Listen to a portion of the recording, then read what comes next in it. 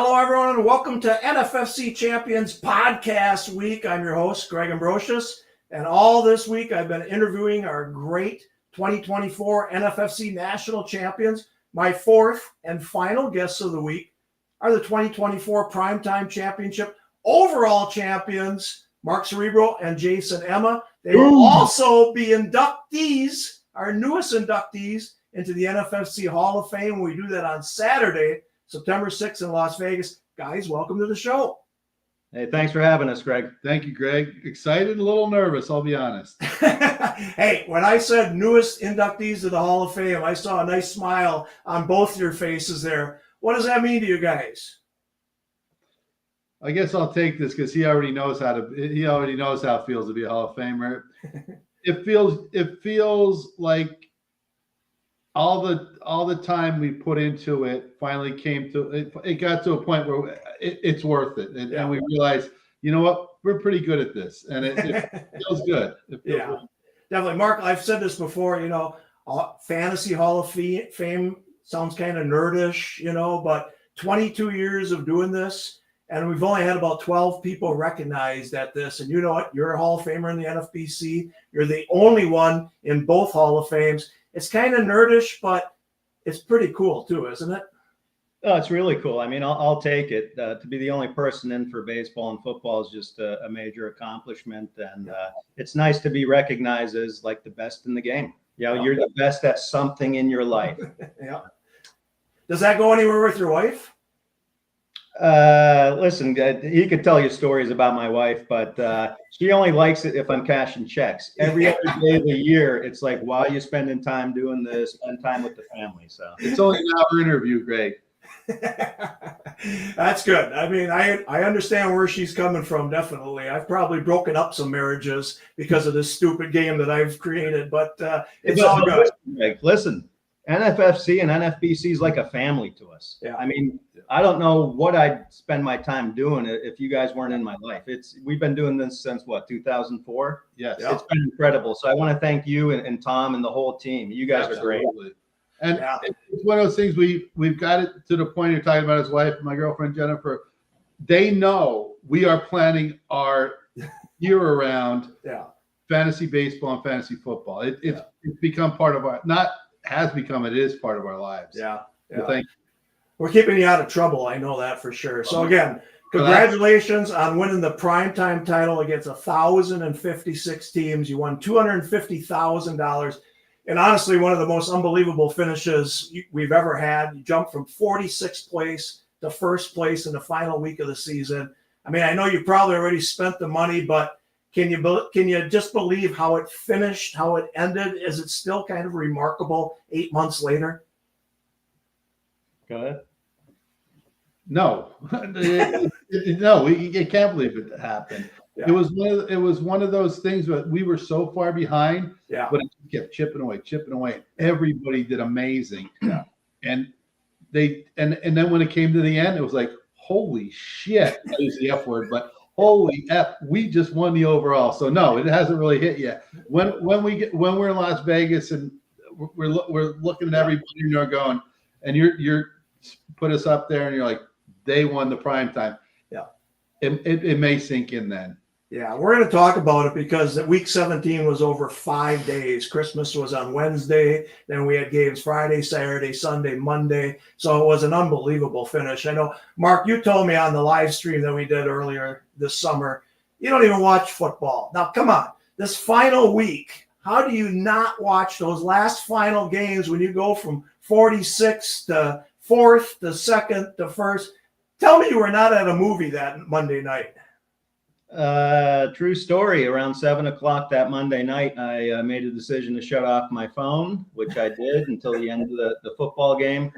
And I didn't watch the game. I watched a movie at home called Moneyball, right, with Brad Pitt. Fantastic movie. I loved it. It's an okay movie. Until the game was over, and I walked over to my computer and I just refreshed the overall standings, just praying that somehow we were in first place. And sure enough, we were. And it was, I don't know, 11:30 at night or something like that. I woke up the missus and told her she thought I was bullshitting her. But no, great feeling. Yeah, it's kind of sunk in, but you know what? Jason and I are on to this year, baby. We're ready to repeat. You know, the first time for anybody to repeat. We're laying down the gauntlet right here, right now. I like it. I like it. All right. Were you watching the game, Jason? Were you watching live scoring by the second? Were you doing all of that as a normal guy would do? Well, listen, I do fantasy football. When I do fantasy football, I want to do fantasy football. So when that prize is there, I want to watch every second. Absolutely. Yes. From the beginning of that Wednesday night game, and our guys did good. Then the next game, our guys did good. It's like, wait a minute here, so some momentum. So truth be told, it's the night before New Year's Eve. I'm in a hotel room with my girlfriend. She's on the computer on the bed. I'm walking around watching this. I'm like, holy shit. Amon Ross scores a touchdown. I'm like, we just got second. And then all of a sudden, he broke that 30-yard run. Yeah.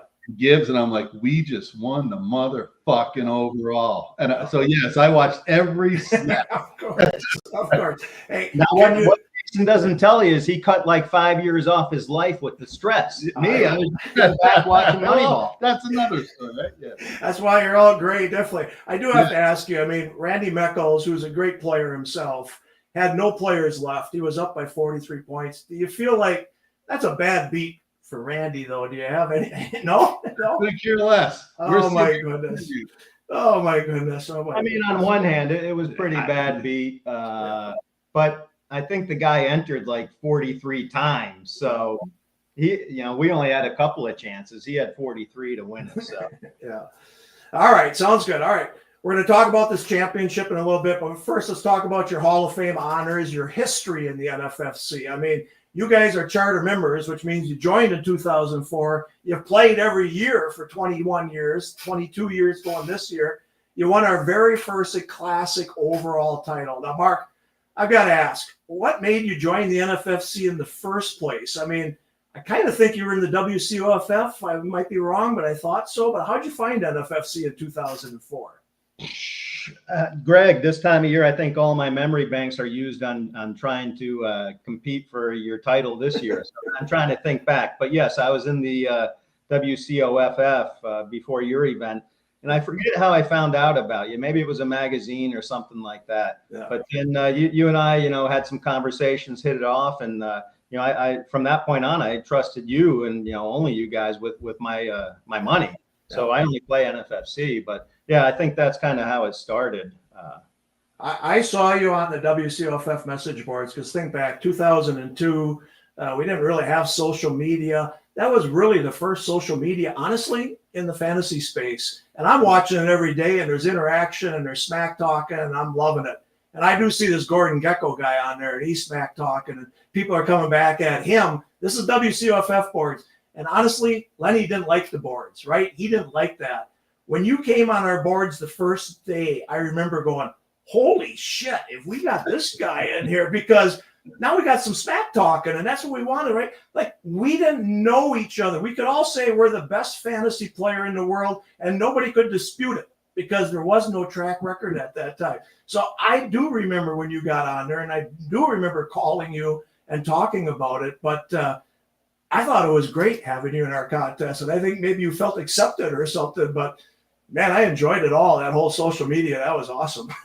Yeah, I mean, I probably started like everybody else, just like Yahoo and ESPN leagues. And then, you come to the realization that, hey, you're putting in hundreds of hours, if not more, every single year to win like an ESPN T-shirt or something like that. So once these high stakes events came along, back then I didn't make a lot of money. So it took a lot to convince the wife to let me enter one of these things. And, with Jason, then we split things. So it makes it a little easier on the financial front. But it was tough getting in there early on. But, yeah, I had a lot of bravado back then. I mean, I still do. I think we're going to repeat. That's not just some shtick I'm saying now. Yeah. We're coming for it. Yeah. So, Jason, what did you think when he was Gordon Gecko on these boards and he had this persona? And, again, then you were going to come out to Las Vegas. You were part of this, right? You walked into that room in Las Vegas when everyone was like, what does Gordon Gecko look like? Like, is he a Mr. Universe, or is he a little scrawny computer kid, or what? You were part of that. What did you think of that persona? I felt he was writing checks that I had to cash.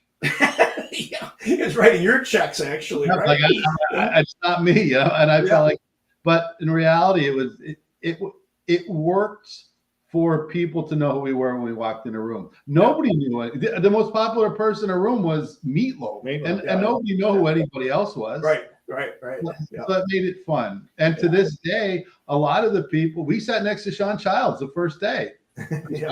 Papers, but that's a whole nother story. But so I mean, we met these people that knew him from nobody knew who I was. So it was exciting, but I kind of was like, can you calm down a little bit? We don't need to have a bullseye on our back already. Oh, hey, you did. Every story needs a good villain, though, Greg. Yeah, right. That's why I wanted you in my story. I could feel this coming here. I have to ask you, did Lenny kick you out of the WCOFF, or did you just leave it? No, he didn't kick me out. Oh, okay. I thought that was my version, that he had kicked you out of the WCOFF, but you booted him. You didn't want him anymore. Huh? That's news to me. All right. So let's talk about Las Vegas again. You're on the boards for months, and so are other people, right? Even Billy Waz, right? Snake or whoever, and they're all, I'm the greatest player. Wait till you run into me and all that. We only had one event, was the Classic, but then we did have an auction league. And so you guys are coming out to Las Vegas, and you're telling everyone, I'm coming to Vegas, and we're going to own it, right? I'm winning 100,000 stuff. So the first event was the auction championship. We're at the Flamingo, for crying out loud. That was the only place I really could get, was the Flamingo.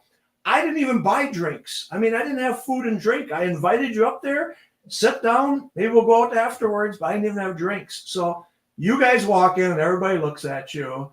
Chris Schenker was there, Sean was there, like you said, and everyone's like, well, that's not what I expected, but you guys were calm and you shook hands and stuff. Then you pulled the table back away from everybody, right? You had to get away from everybody and sit back there. Do you remember that or not? Yeah. People, I'm going to jump in here. People came up to me. They're like, I didn't realize he was nice. I'm like, really? Come on. Nobody's really that much of a jerk. He's a nice guy. Yeah, how did they know it was him and not you? I mean, we didn't have name badges on or anything. You could have been Gordon. Didn't want to own the Gordon gang. No, he wanted that all on me. Nothing to do with it. So the funniest thing was, so we had one auction league, 12 teams. There must have been 18 guys in there. And again, Bill Azell, who's one of the nicest guys in the world, he bid 60-some for Sean Alexander. And then whoever the Kansas City running back was, he bid 60-something. So he's at 120-some bucks, and he says to his brother Dale, he says, go around the corner and get 2 cases of beer. We're not doing anything for the next 2 hours. And he honestly came in with 2 cases of beer because I had no beer there. Yeah, I mean, that was the funniest thing. It broke the ice, and everybody had a great time at that time, right? Yeah, these live events are fantastic. Yeah. You know, we wouldn't miss it for the world. Greg, but there is one thing that I don't even know if you know what you said to Mark that after our draft. You came up to us and Mark being Mark. So what do you think of our draft? And you looked at our board and go, you don't have a chance. You don't have any wide receivers. you went Rod Smith is your number 1. There's no way you can win this. And did you win it? We're sitting here. That was a classic you're talking about, though. Yeah. Hey, what do I know? Right? Because he wanted reassurance from you, and you said no way. Yeah. This is taboo in this day and age. But to win that 14-teamer, we went running back, tight end, running back. Wow. Yeah. That was the start of it. Yeah. Wow. No wonder I didn't like that team. No, the funny thing was the Classic that day. The next day, so this is Friday, was the auction, and Saturday was the Classic. We had 6 leagues at that time. There was a hurricane in Florida, and one guy on the phone even, and he doesn't even have power, and he's drafting on the phone. But it was such a relief for me that it worked. We got it done. 6 leagues went. We had some showgirls there putting stickers on, remember, and stuff like that, and it worked out great. And so I grabbed a couple of beers, and I bought you guys a Corona. I said, let's look at the boards. And I remember Mark said to me, can you imagine Lenny doing this? I go, well, why not? I mean, who wouldn't want to sit around with their customers and drink beers, So I just remember, and Rick Hart was there, and Gerard Sambona was there. They talked like crazy. So it was just a great community start, I thought. And I think all of us felt like we're onto something here. Didn't you think? Oh, absolutely. Felt like a community, that we belong somewhere in our hobby. Yeah. We did the draft champions the night before. Yeah, we did it in it was like a side ballroom or something. It was just us sitting on a computer, and we did it. And you had given us We had all these magazines stacked. Yeah, right. We couldn't even fly home with them. And the night before, the football guys' encyclopedia was about this big. Yeah. And we're flipping through, and we picked up stuff because the internet wasn't the internet. Right. We're looking at that. We picked up stuff to use in the draft the next day in order to win the league. It was wild. Yeah. We were publishing like 6 magazines, so we brought carts of magazines out there. It was more expensive to ship them out there than it was to print the damn things, but no, it was pretty cool. So, like you said, you won the inaugural classic, the $100,000 grand prize. You finished 3rd in your league, but again got hot in weeks 15 to 17. You put up like 715 points or some ungodly number in those weeks. Now, your teams have a history of coming on in weeks 15, 16, and 17. Is it by design or luck or what's going on there, guys? Let's see. So I would say mostly luck, baby. So kind of, lucked into it the first year. Last year, hey, we got some guys on some teams we liked, and those teams just happened to produce come weeks 15 through 17. Yeah. So, I don't know if you'll get into it later, but, we had a nice Mayfield to Mike Evans combo, and they lit it up. So that really helps when you got the quarterback going off and the primary receiver going off. That's like dipping. Right. I mean, you do look at the matchups. You never know what it's going to look like in 15, 16, and 17 because defenses get hurt or whatever the case. But, yeah, when you have good players on good teams, there's a chance they do break out in those last 3 weeks, right? But I will tell you, you need some incredible luck. So the first year we won, we drafted Mushin Muhammad from the Panthers. Right. A middling receiver. Steve Smith broke his leg that year. Mushin Muhammad went off to have like a career epic year. Yeah. So that's one example why we won back in 2004. Now this past year we had Jahmyr Gibbs, and if Montgomery didn't get hurt for playoff weeks, Gibbs wouldn't have scored as much as he did, and we only won by like 2 points, so we wouldn't have won the championship. So Mike Evans. Well, if Godwin didn't get hurt for most of the year, Mike Evans wouldn't have done what he did. So it takes like a billion things to go right to win one of these. Right. I mean, I talked to you about this when you started doing more baseball, and you love baseball because there's less luck involved than there is football. I mean, admittedly, football does have a lot more luck than fantasy baseball, correct? Yeah, I mean, I agree. Baseball, it's the more time I put in, the more successful I can be. That's like the biggest ingredient to success in fantasy baseball. Yeah. So if I was divorced, didn't have any kids, retired, I think I'd be dominating. It's not where I'm at in my life. Now, football, I think you come to a point of diminishing returns that I can pour in 40 hours a week. That's not going to get me any farther ahead than 15 hours a week. Yeah. I mean, the baseball, you're looking at the minor leagues, right? You got to know the backups that are coming up through the minors. And you have all the categories that, 10. They're all different. Whereas fantasy football is just points. And then it's really the 3-week sprint at the end that makes it kind of just like a big crapshoot in football. Whereas baseball is a cumulative game. So a save in week 1 is worth the same as a save in week 26. Right. I'm going to jump in and answer that. My take on weeks 15, 16, 17. So when we won the first time, when we won the overall in 2004, we dropped Larry Johnson. Larry Johnson was the number 1 or number 2 pick because we wanted to pick up. We needed 2 kickers because there wasn't. So what we did was but we had so many running backs, which sounds arrogant. We dropped it because of matchups. Matchups don't work. It happened to work. So to answer your question, luck is there's so much luck, but you have to put yourself in a position to be lucky. So. Yeah, definitely. So again, in 2004, when I started this, I did the classic as a 14-teamer. Again, WCUFF was so dominant, I didn't want to just duplicate their game. I had done baseball at 15 teams, and everybody loved the deeper pool. So I thought, hey, 14 teams is a unique one. Had you guys ever played 14-team before? I think most of my customers probably never did. Never even heard of it. No, that was part of the challenge. Yeah. We found something that, hey, it's a little different. Maybe we have an edge there. Yeah. So after, like I said, 5 years, we had a good run with Classic, and then you could tell there was a churn rate. I mean, 11 guys in each league do not get any money. And so you do that 2, 3, 4 years, you start getting a churn rate. Do you feel that happens in the 14-teamer? I mean, I almost felt like I had to go 12-teamer in 2009 because there wasn't going to be much left in the 14-teamer with all that churn that I had there. For me, it was that we had won the 14, so we kind of had a little, we can do this. Yeah. So for us, it was just we got out of the 14 because the prize money wasn't there. Yeah, right. And once I went from 100,000, went to 80, people just said, that's not good enough. So, and you're offering so much more in the other one. Well, we are now. The 12 versus the 14, Greg. People, when they get done with the draft, they want to look at a team and say, oh, man, that's sexy. I really like that team. You can't do that with a 14-teamer. The talent's just spread so thin. So you kind of get kicked to the gut after a 14-team draft that you're weak in one or two areas. Yeah. So the 12-teamer lends itself to, hey, a lot of teams look nice on paper. That's good for your customers. No, absolutely. I mean, the 14-teamer, everybody leaves with one hole. Could be the tight end, could be the second running back, could be the flex. Everybody's got one hole that they got to think through here. So, Jason, you go with Mark to baseball and such, but you're not really the baseball guy. You're a football guy. You enjoy hanging out with all the baseball guys, right? You guys are kind of fun. They're kind of fun, yeah. All right.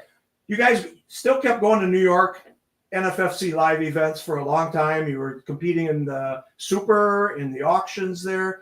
Talk about that New York live event, which still is going on this year, 22 years. It's really a unique place with so many Hall of Famers, so many good guys, so many good drafters and auction guys. Talk about the New York NFFC, because we're going to be having that at GST Tavern on August 29th. You know what makes it amazing? What makes it amazing is that I went there not knowing anybody. Yeah. Mark went there not knowing anybody. And now we see, like, for instance, people would bring their children. Yeah. Glenn Lowy's son is graduating high school. Yeah. So it's like, Joseph was a little boy. Now he's an adult. Yeah. And you start seeing these, and Michael Edelman's kids. Yeah. They're not kids anymore. When we started going, they were little kids. It just shows you how long. And we know these people not just by a name on a message board or a name on a league. We know them as actual human beings. And that New York, with such a small knit group, it's pretty special. Yeah, definitely. But hey, we have something bigger to do in Las Vegas, so that's why. No, I hear you for sure. I mean, you're absolutely right. I mean, the first year of the NFFC and NFBC, Kenny Mogner had a 9-year-old, and I said, well, I have a 9-year-old too. My daughter's 9. Well, both of them are 30 now, going to be 31. You know, Kenny's married. My daughter's going to get married. It just shows you how cool it is and how this community is so good. All right. So through the years, you guys have won 45 NFFC league titles. Mark, in 2016, you won the NFFC Draft Champions National Championship. That's really a best ball championship. Now, that's a draft and be done, so you don't have to really watch it. There's nothing you can do with it. I wouldn't watch it anyways, Greg. I know, but you beat like almost 3,000 teams. I mean, that's still a hell of an honor, too. I mean, you're proud of that one, right? Well, yeah. I mean, that's a pretty large field there, 3,000 teams. And it worked out well. I had a nice strategy in that one, and it happened to pay off. But again, you need some luck in a lot of these events. So if we can win stuff like this, anybody out there can win stuff like this. All right. Well, we're going to talk about that. You guys have won 3 primetime league titles. You won a primetime overall. This was your 3rd national title, like I said. So how does this partnership work from draft day to set lineup to fab? Who's the boss in this relationship?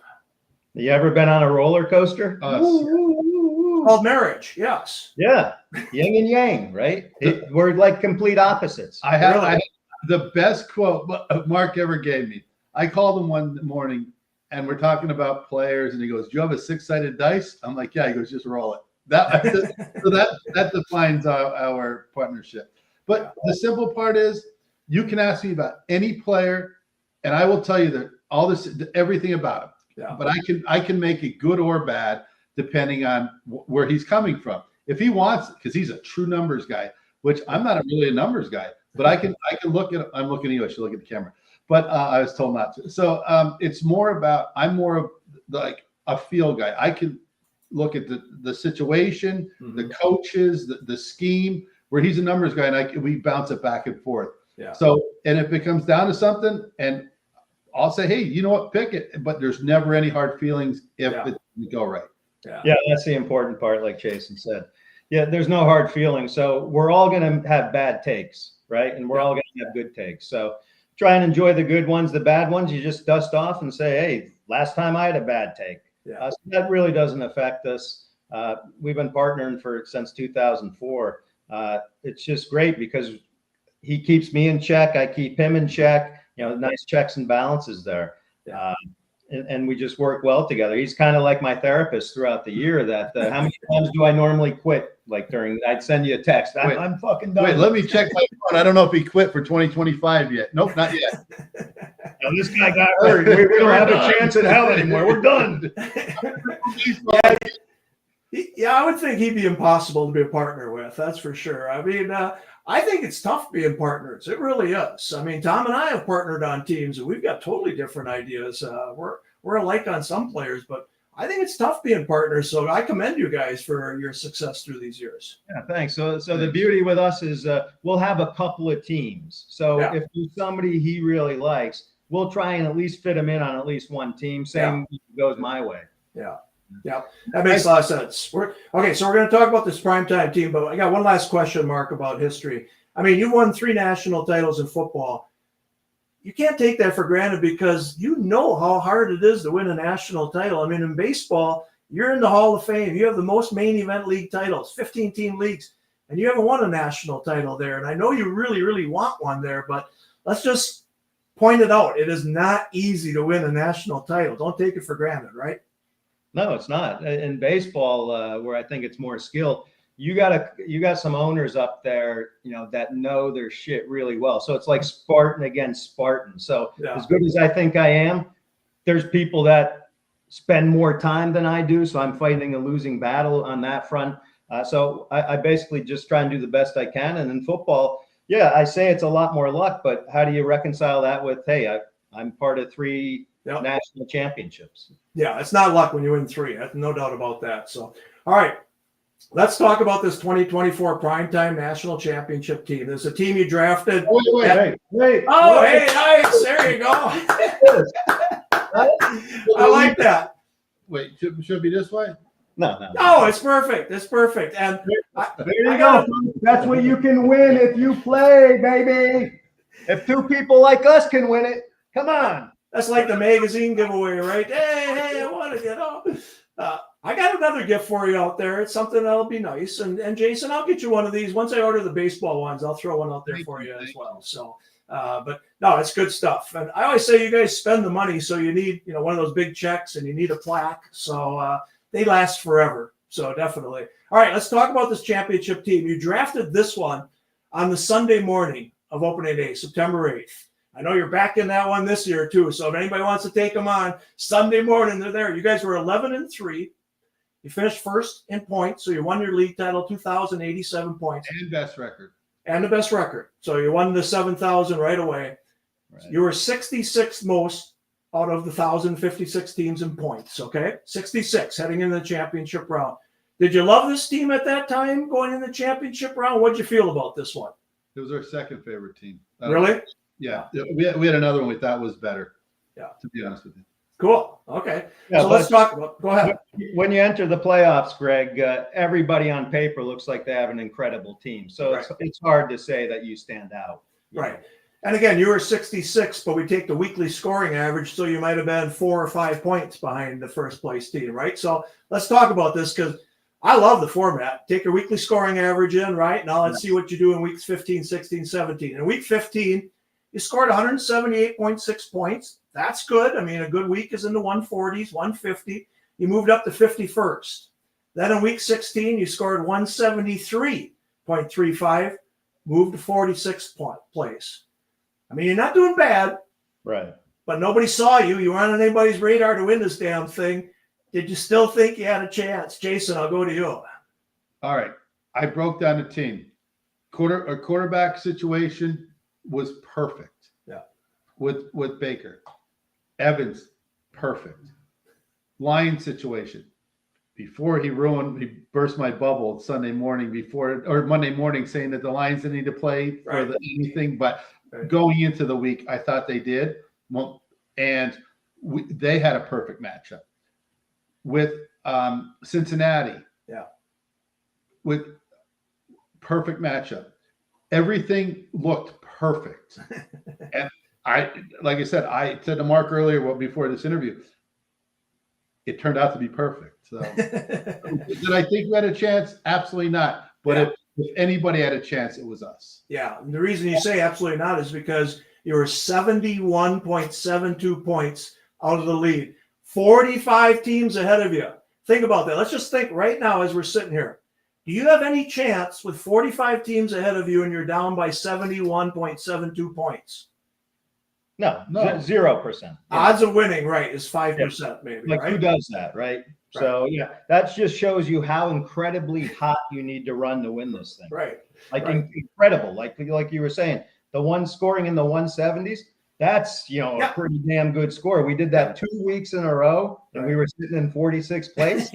Well, imagine what those 45 other teams put up. So no, I didn't think we had a shot. I was just hoping at that point, top 10. Yeah. And trying to find out. That's right. You're trying to get some money, some overall money, maybe top 10. That's pretty good. So I agree. I mean, the odds are against it. We'll talk about how it happened before, but this is crazy. So Christmas is Wednesday. This is a 5-day stretch for the week 17, which is just insane. But on Christmas Day, you got 24.5 points from Derrick Henry. Not bad. Then on Saturday, like you said, the Bengals may have had a good matchup, but that doesn't mean T. Higgins is going for 41.4 points. And then Trey McBride in the next game goes for 30.3. Okay. So, Jason, you're watching the games. Mark, are you watching the games at this point yet? No. Movies I have no idea what I was doing, but I can guarantee you I wasn't watching. He was watching the points because he's calling me. He's like, "Can you believe that T. Higgins did this?" So he may not have been watching the game. So he was on board a little bit. Because it kept going, Yeah. What would you call it? A video game score or something? Yeah, it's like you were playing a video game. Like ping, ping, kept on going. Yeah, now you say that, I do remember. My brother came to visit us, and I told him, hey, we were in the hunt to win, and he was checking the team, and he's like, hey, Baker Mayfield just threw a touchdown. I'm like, what to? Mike Evans? So I was kind of living through my brother and own a little bit some of the box scores. But that's kind of the extent of what I do is just check. All right. So like you said, you had a perfect start. I mean, on Saturday, that's perfect. 71.4 points from two guys. Then on Sunday, like you said, was the key. Now, we're going to talk about stacks, but Mark, you're absolutely right. This stack of Baker Mayfield, Mike Evans, Baker goes for 48.15. Evans has 29.7. That's 78 points. My goodness, 78 points. And then Philadelphia's defense gets 23. Okay. Now here we go. It was about 1:15 in Sunday morning. I remember I was in the living room, and I remember walking out to the kitchen, and I'm like, "Holy shit! Baker just scored!" And I'm watching, and I'm like, "Wait a minute, Philadelphia just scored!" I'm like, "Wait, that was the Evans." It was like this, it doesn't happen. No, it's video game for sure. Okay, so we're still not there yet, though. We're going into Monday night. You're in 4th place. Okay. You're pretty happy. You're going to win some good money here. I mean, maybe seconds, 50,000, right? So you're heading into Monday night. You got Jahmyr Gibbs. I'm on Ross St. Brown, right? Randy's 43 points ahead of you. He's got nobody. And basically, Randy's either going to be first or second because there really was nobody else that was going to pass him. It was you guys or nobody. Like I said, the Lions didn't even need to play. They didn't. They played the Vikings the next week. They could have rested their guys. The next week was for home field advantage and the NFC North. So, but Campbell was like, no, we need to get momentum going here. And so he played his guys. Right? They beat him in the playoffs last year. Beat him. He needed his revenge. Thank God. Absolutely. Right. So, all right. So again, are you watching, Jason? You're watching this game, right? You know it's good. Well, I'm on my way. I'm on my way to go to New Year's Eve, and my girlfriend and I are going. I remember stopping in a Mexican restaurant. My phone rings. It's Mark. He's like, "We're not going to win." I'm like, "Why?" He goes, Lions don't have to play anybody. And I'm doing all the math. They said, but if they tie, did they have to play? But if they tied, so all day I'm like, yeah, we don't have a chance because of this guy. But yeah, so I was a little discouraged at that point. You didn't need to play anybody. Right. I mean, Mark is right, though. They didn't have to play, but you're right. Campbell wanted revenge on them. They had beaten them in the playoffs the year before, so he brought them all out. Plus, their defense wasn't playing very well. He wanted to play, but they didn't play well, which was great for you guys because that means Gibbs had to score. So, all right, so let's go through it. St. Brown had 20 points. Gibbs had 17.3 with 3 minutes to go. Well, I mean, you're forgetting that I don't mean to correct you, but you're asking the question. We're going to answer. There was a lateral. That Amon-Ra scored. Okay. I wasn't sure if that was going to stand. Okay. So even going to Tuesday, Wednesday until the NFL official scores said it was a touchdown, we weren't sure that we won. Oh, okay. We weren't sure that was going to be a touchdown for Amon-Ra. Yeah. Okay. Yeah, that's interesting because the Elias makes scoring changes through Wednesday night. Thursday, it's official. So, but again, you're still behind with 3 minutes to go. He still has all his starters out there. And Gibbs takes a little simple pitch around the right corner, sprints down the sidelines, 30-yard TD, 9 points. You go ahead of Randy by 2.1 or 2.29 it is. One of the most amazing finishes. And not only that, but that Gibbs touchdown, other people won national titles because of that. That's how close our races are. But holy shit, you guys must have been ecstatic at that point. Well, he wasn't. He was watching Moneyball. Yeah, right. You though, right? Oh, you were. I was a bigger hotel room. There was like a kitchenette here. My girlfriend was on the bed playing on a computer, looking at our scores, keeping up. And it was a couch, and it was a door, and I kept walking back and forth. And I'm like, and then I'm like, this is real. This is real. I didn't have it in my head till that moment that we could win the overall. Yeah, right. But you're right. That little pitch. But then I didn't want him to there was too much time left. I'm like, don't put him back because I don't want him to fumble. So, right. Yeah, so crazy. But what a great finish. So, again, this is unprecedented, we would say, except for the year before, Jeff Kozlowski went from 46th place to first to win the primetime. How does that happen 2 years in a row in this damn, tough tournament? I guess this year we got to be rolling in 46th place come week 17. Set it up, Jay. I'm checking it out. We're heading into week 17. Whoever's got 46 has got the bullseye on them, I think. So it's crazy. But, it happened twice. I would think it would never happen that far. I don't remember anybody coming from further than like in the 20s to win until Jeff did it last year or the year before, and then you guys did it again. So what do we put up? 265? Is that what it was? I think it was. It was almost 270 points again. Mark said it earlier today. He's like, do you realize that's 2 good weeks? 132 points is a good week in the prime time. Well, when you get 48 from your quarterback, 41 from a wide receiver, your second wide receiver, I mean, like you said, you had all 10 guys, 23 from your defense. It's unreal. I didn't really look over your fab. Were there fab pickups that made the difference? I mean, you won by 2.29. Was there anything that really made the difference? This is the thing that I'm most proud of. Okay. We drafted our entire team except for the kicker and defense in our championship week in the 3 weeks. Really? We started everybody we played, we drafted. There was one mistake, and it's I don't know if you're a Green Bay Packers fan or anything. Kicker, so they're part of our championship team.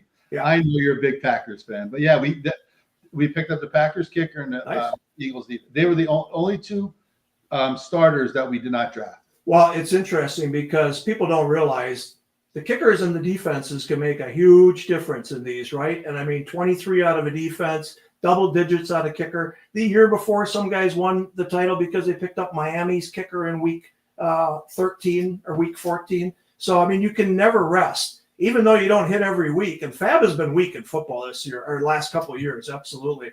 Yeah. Any little $1 pickup can really make the difference, right? Like Jason was saying, it was really the Eagles' defense. That was really our only impact Fab pickup of the year. And I ran the numbers after the season was over. Yeah. We beat Randy Meckles by 2 points, and there was only 4 defenses that we could have started that would have led us to 250K. The Eagles were one of those 4. Wow. Yeah, that's amazing. Things have to line up to win one of these things. Yep. And we did pick them up with the idea of using them in the playoffs. In the championship round. Yep. Very good. Good stuff. All right. So we now have had 16 different primetime champions in 17 years. Chad's won it twice. Like you said, you're coming back for back-to-back, right? The first time ever. Well, that's the thing. You haven't had back-to-back, and that's what we're here for, baby. There you go. See, Interview next year after we win it again this year. I'm here. I'll do it, man. I'll do it next year. So it'll be good stuff. All right. Let's talk about your draft a little bit. Like you said, 8 out of your starters were from the draft. You drafted out of the 7th spot. Do you remember, was that kind of where you wanted to be with your KDS or not? Or don't you remember that far back? We had a top 6 or 7, or so there was a drop off for us. Okay. And so Ramon Ra was one of them. Yeah. Gibbs was not in our plan. Right. Because we had just taken him. And I didn't like having 2 guys from the same team. Yeah, right. And, Yeah, he didn't want Gibbs. I didn't want him. And I'm like, all right, we'll take him. This is the yin and yang, right? It's the yin and yang. Out of our, I think. But he didn't want Henry, so it didn't work. I think we had 4 teams last year, and we had Gibbs on 2 of the 3, and then we had this last one. And Gibbs doesn't usually make it to the mid-second round last year. Right. So we didn't even anticipate it. And then when he was there, I'm like, he shouldn't be here. Let's lock up. We took a receiver. Let's lock him up. Even though we got him on the other teams, we took that clock down to 55 seconds before we made the pick. I'm like, go for it. Yeah. No, that's interesting because, again, you had the 7th pick. You took St. Brown at 7, Gibbs at 18, which was a gift. It really was. But you got 2 guys on the same team. Then you got Evans, Derrick Henry in the 4th round because the Thursday night game wasn't good, right? So that made a difference there. And then Trey McBride in the 5th round. Now, that's a foundation right there. That's a foundation, correct? Yeah, McBride doesn't ually last that long last year, so we were surprised he was there. There's some good owners that had opportunities at him, but they whiffed. Yep. And then he took T. Higgins again. He was hurt and such, holding out, all that kind of stuff last year. He goes in the 6th round. All right, and here it comes. Kyle Pitts in the 7th. Who's to blame for that one?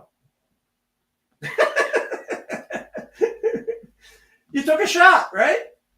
I think I took a shot from his rookie year. I don't know. Maybe this year's his year. It's kind of weird, though, because you had McBride, so you really didn't need to take a shot on a tight end in the 7th round. We weren't sure about McBride.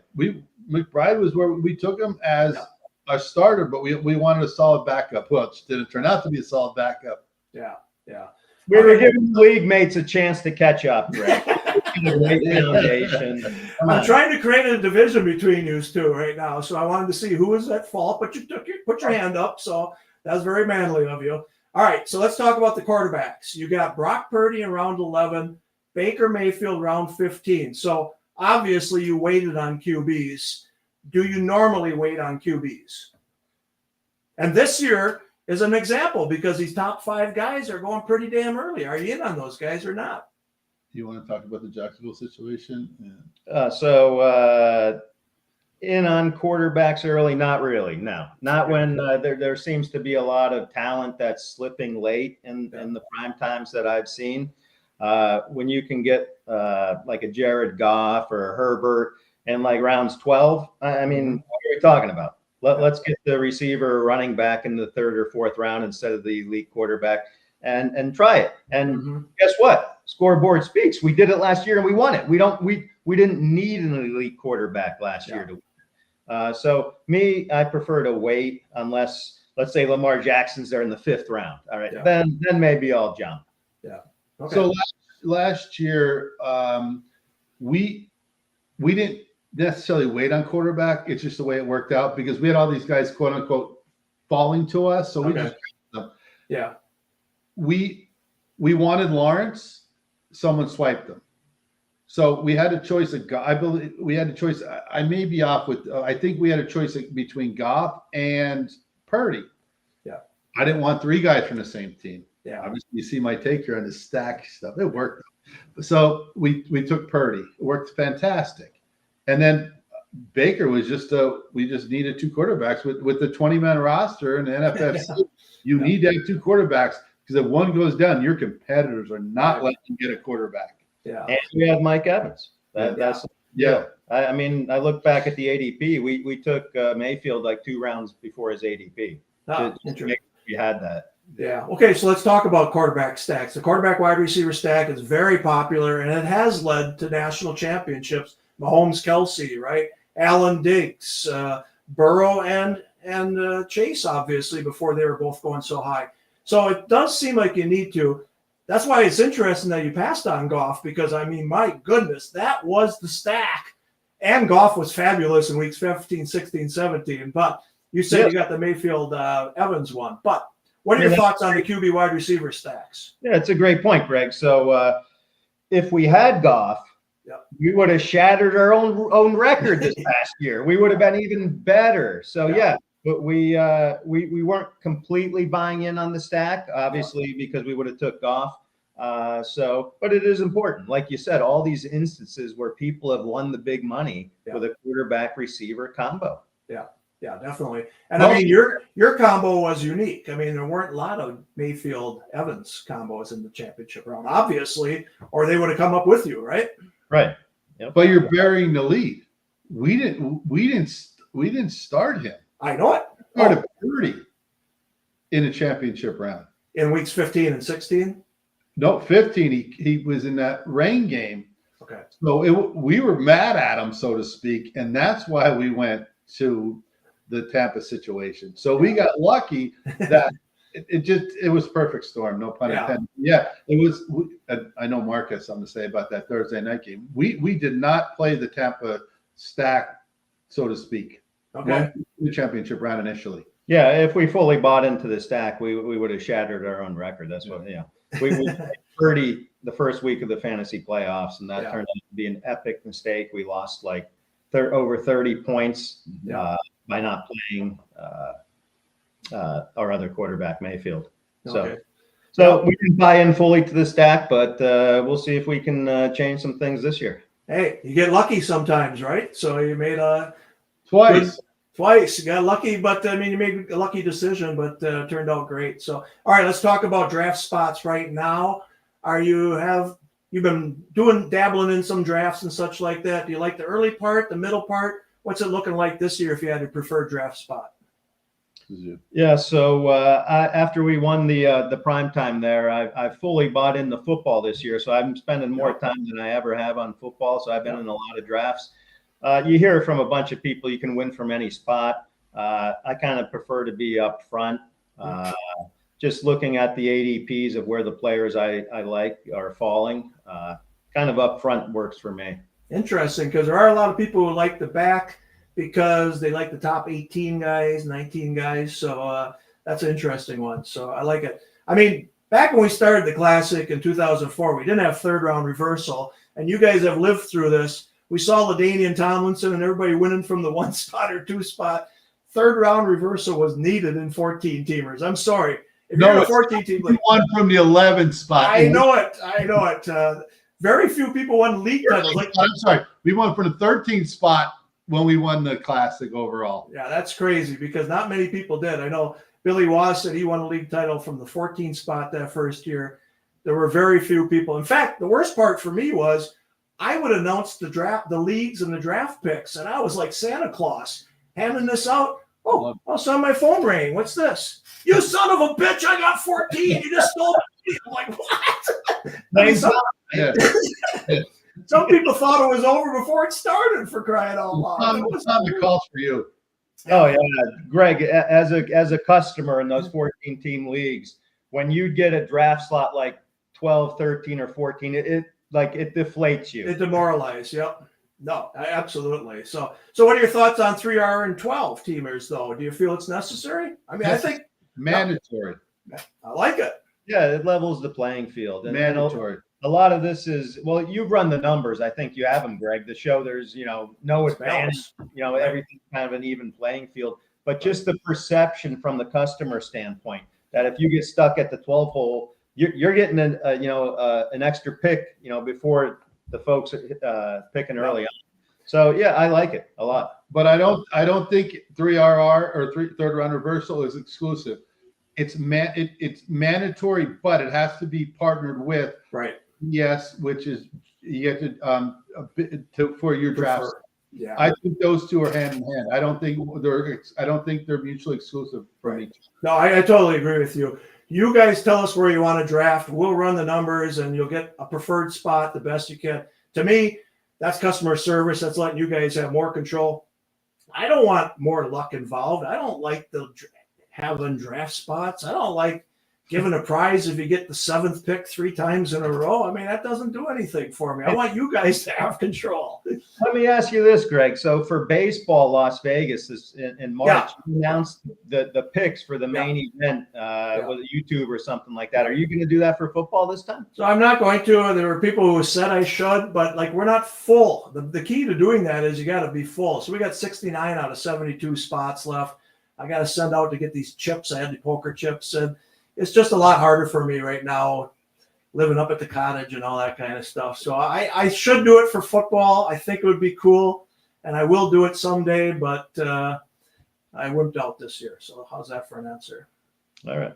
All right. So Nice deflection. hey, let's talk about rookies because, again, there's like 13 rookies going in the top 100 this year. I don't remember so many rookies being drafted. And like now, Ted McMillan's going in the 3rd round. Travion Henderson takes it back 100 yards. He's going in the 3rd round. I mean, what's your thought on rookies? Do you buy into them or you got to see them first? You've done a lot more drafts than me. You go. It's interesting, Greg, because I'm watching this stuff every night. Like the hype train moves up on these guys. And like you said, Travion Henderson was like a 6th round pick. Yeah. Now I see him being taken in the 2nd round. Hey, good luck because he's got to produce, incredible numbers to validate a 2nd or even 3rd round pick. And I know, they got his supporters and everything, but it is still the Patriots offense, and Vegas doesn't like them for scoring a lot of points this year, relatively speaking. So, hey, the people that like that, go ahead, But I think a lot of people get caught in the rookies that they've done no wrong yet in the NFL. Yeah. They can only be good. So Gentry's got to be this generational talent. Mid-1st round, he's going to catch 80 balls, have 12 touchdowns. Well, good luck. We won't have them. The deal with them is if you're drafting a guy at their ceiling, so their floor is their ceiling. Yeah, pretty much, for sure. But everyone likes to say, I told you he was going to break out and have him at that time. Shiny toy. Yeah, new shiny toy. But last year Brian Thomas broke out, but you were getting him in the 9th round, right? So that's a little bit of a difference. So I hear what you guys are saying. You're not all in on these guys going 2nd and 3rd round, but you're not afraid to take guys that could have a better ceiling. That's a good point, Greg, for the listeners out there, that ADP is really meaningless. Whether you took Brian Thomas in the 6th round or the 9th round, the important point is you got him. Yeah. You got to have a certain combination of players. And league titles, we're not even worried about that now. We're just $250K. You need a certain combination of players. Yeah. So we'll do what it takes to get that combo. Yep. All right. Sounds good. All right. It's been fun talking to you. Let's think about Las Vegas. What's that going to feel like going out there? You guys got the target on your back, mainly because people are going to be patting you on the back. I mean, seriously, they know you now. They're happy for you. I know a lot of people are very happy for you. What do you think it's going to be like going out there? Well, Jason's going to be stressing. He's got to give a speech. You're damn right. You got to give a speech. There's no doubt. It's going to be great, man. I can't wait to go out. I've been looking forward to this for months and months. So we're heading out there on Wednesday evening. It's validation. It's validation. Yeah, validation for sure. All right. So now when you won in 2004, you guys went out too long before the next draft. You're not going to do that. You're older and wiser, correct? It's a business trip, Jason told me. Wasn't it a business trip in 2005? We were young and dumb. What are you talking about, Greg? We didn't even know the time. There was a time difference in Las Vegas. I called at like 9:50 and it starts at 10 o'clock. I'm like, hey, can you postpone it? We ain't going to be there in time. Nope. We start on time every time. That's what we say. I think you called me like 9:55. Maybe it was 9:50. Yeah, maybe. I said, nope. Well, you can tell me your pick on the phone if you want, but we're starting at 10 o'clock. So, all right. So, Jason, you're giving a speech. Not a long one, but we want a nice little speech out of you. All right? He's sweating now. I'm nervous now. it's only going to be a few words, but this means a lot to me, man. It's a lifetime achievement. When we did this in 2004, nobody knew what this industry was. Yeah. And now to do it after the internet started, I sound like the old guy, but to do it now with 1,056 teams, is that the number, I believe? Yep. To do it now after people have devoted their lives to this contest and us to do it again, it's kind of awesome. Absolutely. So about it. So you can tell from Jason. Jason's very passionate about just the sport of football, how much this means to him. Yep. I'm the opposite. If I wasn't playing fantasy, I could care less about football. I still can't believe that. Sorry. There you go. There you go. Well, I'll tell you what, guys, it's been a lot of fun talking with you. We've got a couple hundred people watching it right now. I appreciate this. You guys are deserved champs, great champs. I'll be out there on Wednesday. There you go. You can get a check like that. And the best thing is you can cash it, and it actually cashes, right? I mean, our money is good here, right? You guys have paid out every single year. There's no worry, with you guys. We just put all my money into NFFC for football. You guys there have you been. go. And you know what's awesome about it too? We're not talking to some lackey. We're talking to the guy that's name's on the billboard, Hall of Famer for fantasy sports writer. I don't know if I'm saying it correctly. Yep. It was FSTA. FSTA and FSWA, yep. Hall of Famer. And I'm glad to call you a friend, and it means a lot that you reached out for us to do this. And I want to say thank you. Yeah. And I'm looking forward to shaking your hand and giving you a hug for the accolades. Thank you. Thank you very much. It's always a hug with us, man. Hugs between us, right? We've come a long ways in 22 years, guys. That's for sure, and it's been a lot of fun. Yeah, a little more gray here. I saw my hair though. He's bald, but I still have mine as well. But we'll have fun in Vegas. So thanks, guys, for joining me. Congrats on the title. I'll see you in a little over 2 weeks. All right.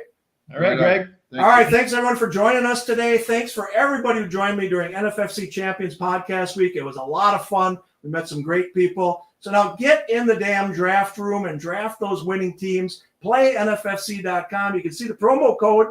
I just put it on for this broadcast. So anybody who uses it, save $75 on a prime time. It's Prime 75. No space in between there. Prime 75, all caps, and do it. All right. Thanks, everyone, and good night. And I'll see many of you in Las Vegas very soon. Thank you.